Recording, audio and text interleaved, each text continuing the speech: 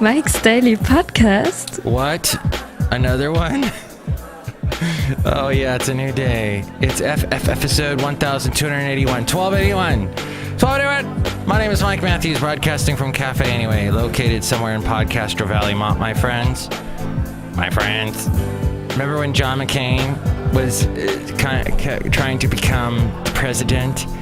And when he was doing that debate, Mike's Daily Podcast, that town hall debate with Obama, and when they said, Mr. McCain, you can speak now, he said, Mike's Daily Podcast. My friends, hey, today we'll talk to the Brewmaster, the Disgruntled Fiddle Player, and Benita. I have to tell you, if you're a senorita and you're an immigrant, today you can walk out on the job, I guess. That's what the news story is. We'll get to that in just a little bit, less than a couple minutes.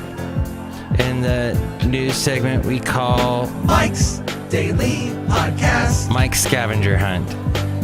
Mike's Scavenger Hunt, because we're going to be looking for something. Looking for Mike's America. Daily What's it really mean Podcast. to be an American? Yeah! We're all from somewhere else, aren't we? My mom's from somewhere else. She is from Germany originally. Last night, as I was preparing for the rain and putting stuff away and then going out to because my house is sort of up against a hill and I gotta make sure that the water coming down the hill doesn't go into my house. All this fun stuff I have to do when I hear 3 rainstorms are on the way. 3 rainstorms! 3! I came upon a book that my mom made when I was but a baby. I think it ends when I turn 1. And there's the first birthday, and I'm sitting in front of a cake my grandmother made, my dad's mom. And I hadn't looked through this book in years, and my mom is so young, my dad's still alive. It was just very wonderful looking at that and seeing how tiny I was. Now I had hair. I didn't have much more hair than I have now, but I had hair. And I realized my mom did a lot coming here to America in the early 60s and started a new life and then remained here her entire life. And I just talked to her, and she's going to go see Carmen. Not Carmen Electra. Carmen. Look who just walked in. It's not Carmen Electra. It's the opera Carmen, which I saw that with my mom in Florida when I went to visit her one time. She lives out in Daytona Beach. And I went to see her, and we saw a local school perform Carmen with all these local, young students. And I mean, it's not an easy opera to pull off. And they didn't have an orchestra. They just had someone behind a piano playing the whole thing. Very impressive. Look at just walking. Hi, Mike. It's Benita, the rodeo queen. How y'all doing? It's a disgruntled fiddle player, tell you what. What? I have never been to an opera, but I've been to the Opry. Oh, yes, the Grand Ole Opry. Yeah, that's in Nashville. Uh-huh. I went there, too. I went and saw... I've seen Sarah Evans. She's a country singer. Lovely... Look who else has walked in. Lovely brunette country singer. She sang a country version. I could not ask for more than the love you gave me. I could not ask for more than to be with you. That gets played at a lot of weddings. Mark, that was beautiful. Thank you, Benita. Look who else walking. Hello, Mac. I make the root beer. I'm the brewmaster. Oh, boy. Here's some delicious root beer. Don't drink the root beer, Mike. Why not, Mike? Because it will punch you in the head. No, oh, Mac, you're just being silly. All right, I'll have some root beer. Oh, this looks really frothy. Yes, so my point being, there's no point. That we're all just... Oh, you know what I realized yesterday? Have you heard the expression cord cutter? All the cord cutters in America? People cutting the cord, not watching cable anymore. Well, you can't really do that because you need the internet. And I found the only way to have internet is through cable. I guess you could do AT&T, but you need something like that. Some crazy bloated company delivering you the internet. Well, for a short while, I was completely without internet or cable or anything. I was married at the time, and I told my then wife, hey, if the cable bill goes above $30 a month, I don't want it anymore. Because all we watch is commercials and stupid stuff. And she said, okay, that's cool. I'm cool with that. So it went over $30. We cut the cord, no more cable. And I think at the time, I lived in a duplex in Ventura, in a house split in two. And my next door neighbors, they said, hey, we got Wi-Fi. This was back in the early days of Wi-Fi. And all you need to do is get like a Wi-Fi antenna for your desktop computer, and you can go online that way. And I said, oh, cool. So we'll be stealing your internet. And he said, yeah. So we did that for a short time, but then he moved. And I tell you, I cannot believe we even did that, because I know the internet must have moved at a snail's pace back then. Nowadays, it's all pretty much sped up, unless you buy the super low, cheap internet service. My point being that so we watched DVDs mostly back then, and then eventually we did have to get a little bit of cable, at least to get the internet, but never. And here's today's podcast picture. Never buying the TV package, never buying the cable channel package, ever. And watched Hulu. We were watching Hulu back when that just started. I think we got Netflix back. First, we got the Blockbuster. We'd get the one that was mailed to your house, and then you would just return it to the store, or you could mail it back. And Netflix was doing it at the same time. But then we got sick of Blockbuster. They did some stupid thing where I think my ex-wife had forgotten to return the movie, and she ended up just we just got smacked with some huge late fees. So at that point I said, okay, Blockbuster's done, no more. And Netflix didn't have any late fees, so we would just, you just got your next movie when they got their movie back, the other movie. So then eventually the wonderful Netflix app appeared on the next television flat screen that I bought. So I'm like, hey, I can watch Netflix through the flat screen. And then from then on, I've been a huge fan of Netflix. But yeah, cutting the cord, that goes all the way back to 2006 at least. And we did watch a lot of DVDs. I have not watched a DVD in so long now. It's all Netflix, my friend. And I'm almost done with Midsummer Murders. Yay. You should tell me what TV show on the internet you are hooked on. Are you hooked on a Netflix show? Or maybe even a YouTube series? I haven't really gotten into any of those. Except for the ones where people film a ride at Disneyland. That way I don't have to go to Disneyland or Disney World or any other ones. Epcot. You can go to Epcot and people film it. It's great, and it's on YouTube. So what do you like to watch? You can call me, 336MM Daily. That's 336MM Daily. Or you can email me, mikesdailypodcast@gmail.com. Oh, and I did have a weird Trump dream. I dreamt that I just ran into Trump. And I said, hey, can I interview you for my podcast? And he goes, sure, why not? Sure. So I took my phone out. I was going to record him using the record audio memo thingy. And I couldn't open it. Every time I tried to get the app open, it would crash. And he goes, you need a good phone like mine. And of course he pulls out a gold cell phone. And that was my dream. Did I even talk about the podcast picture? I didn't. That just flew right by, didn't it? The podcast picture is of the wonderful marina in Pittsburgh. No, not the one over there on the East Coast. I'm talking about the one right there. It's east of Martinez, west of Antioch, in that little area of the, what would you call that part of the Bay Area? That part. And that's kind of near the Delta. And it was I drove all the way up there with my dog Basil the Boxer.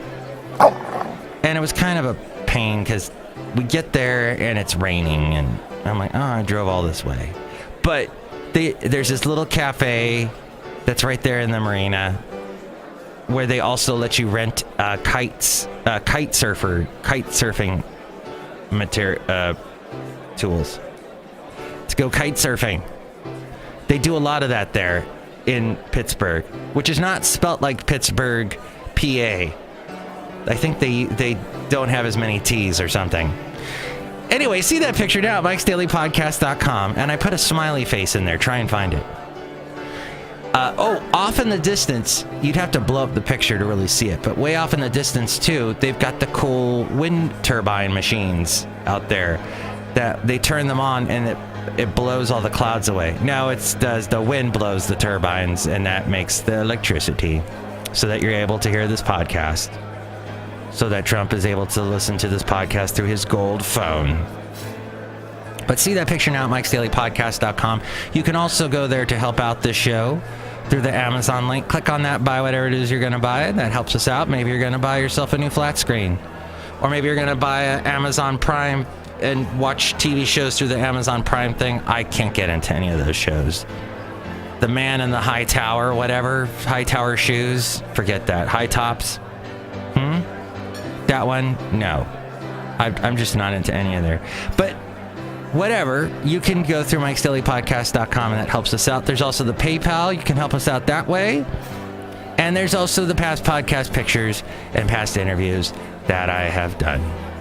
So let's find out more about some of this stuff going on today. And this is a little segment that we call Mike's Scavenger Hunt. Awesome. What in the world was that about? So today, many businesses are closing as immigrants boycott their jobs, classes, and shopping.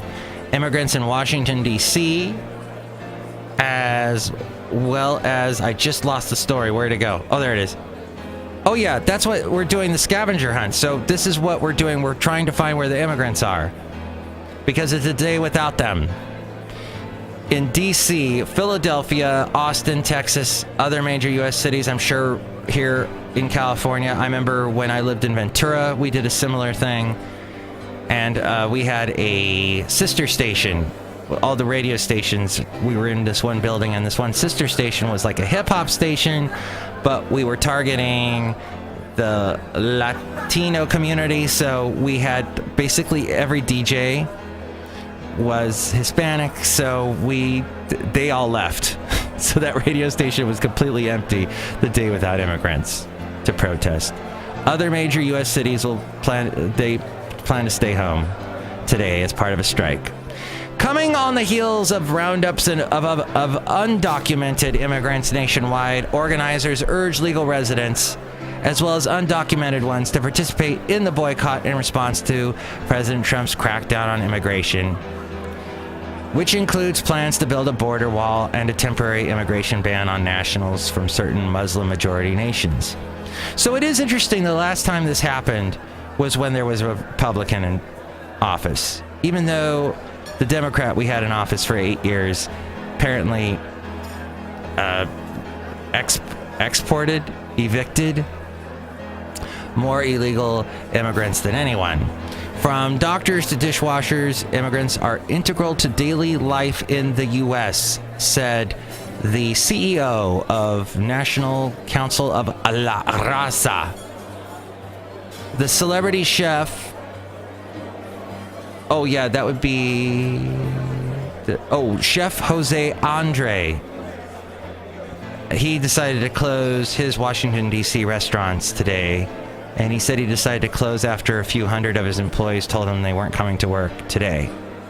They asked for his support, and he got it. And he's into a big lawsuit with Trump after pulling out of a restaurant deal at Trump's new Washington, D.C. hotel over offensive comments Trump made about Mexican immigrants. The Trump administration, less than a month in, has implemented policies that advocates call anti-immigrant. And then the other story that people are talking about is Ashton Kutcher. He got up there in front of the senators and the Senate Foreign Relations Committee, to talk about ending modern slavery and human trafficking. There was a funny quip that Senator John McCain made a remark and told him to John Kutcher, "You look better in the movies," and Ashton Kutcher blew John McCain a kiss. And that was a little bit of levity.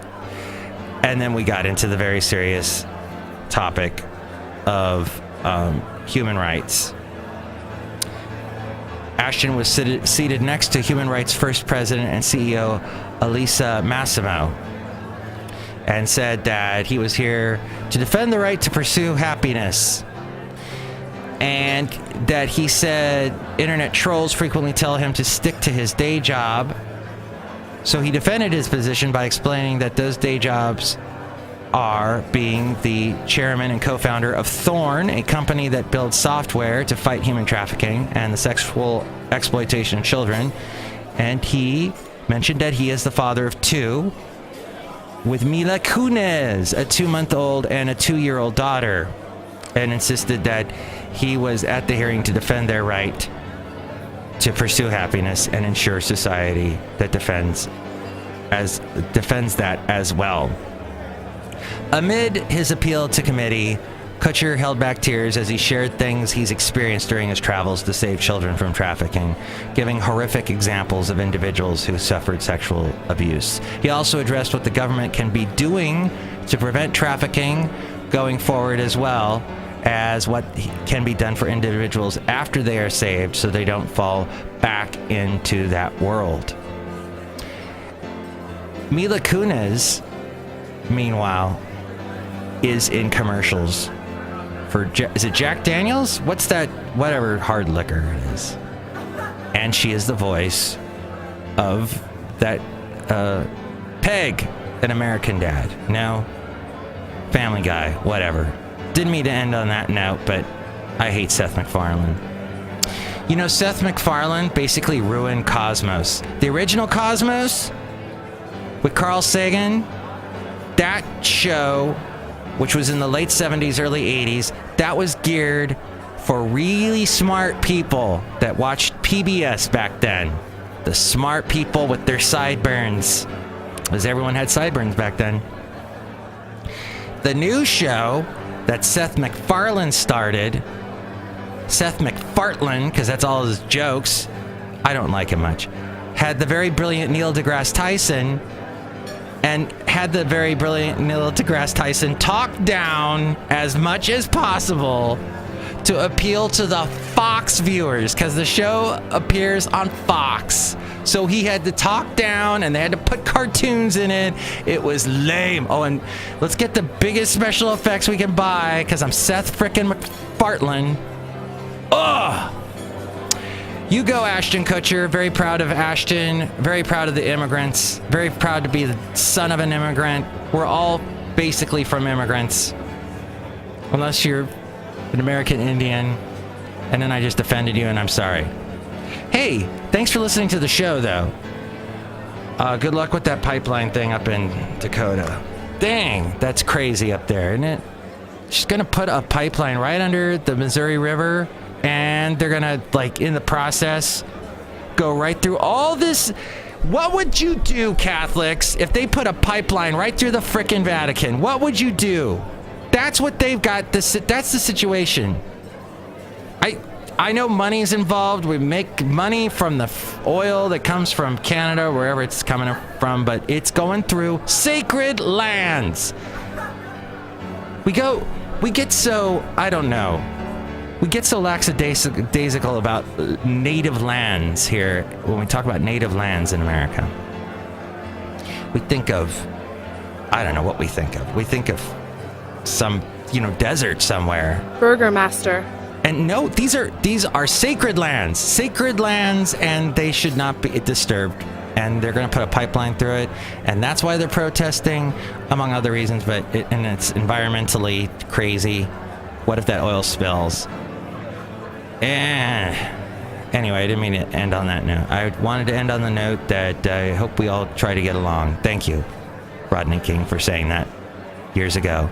And cut the cord. Stop watching the frickin' television shows that show you a gazillion commercials. Oh, but Mike, I've got the Vivo that gets zip right through the commercials. No, you don't. You never zip through. You still see the commercials. They're just in fast time. But in your brain, you're slowing it down and watching that commercial. Food for thought. As we go outside at Café Anyway, we bring you Mike's Daily Podcast, somewhere in Podcaster Valley. Next show, it'll be Madame Rootabega, Valentino, and Bison Bentley. Mike's Daily Podcast is written and produced and performed by Mike Matthews. His podcast is super easy to find. Download or listen to his show and read his blog at mikesdailypodcast.com. Email Mike now at mikesdailypodcast@gmail.com. See you tomorrow. Bye!